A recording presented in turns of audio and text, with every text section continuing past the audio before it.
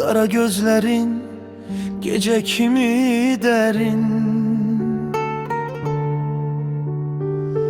bir bakışında yitirem her gün. Sessiz sevgim yüreğimde gizli, adını pıçıldar bu sükutun özü. Ne gitsem uzağa, ne kaçsam senden, kalbim dönüp yine sene gelir. Kara gözlerin yandırar beni, bir bakışınla dayanar zaman.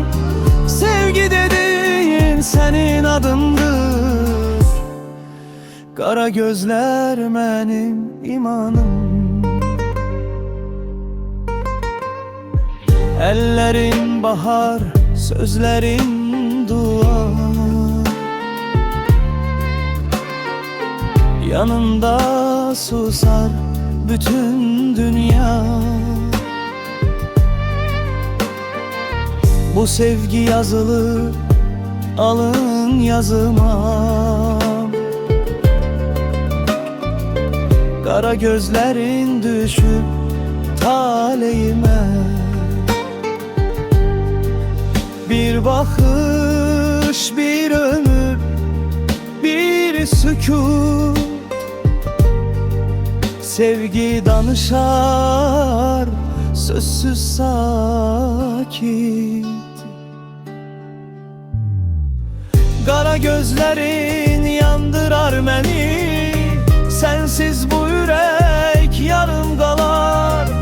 Dünya susar sen bakanda, kara gözlerinle hayat parlar. Kara gözlerin yandırar beni, bir bakışınla dayanar zaman.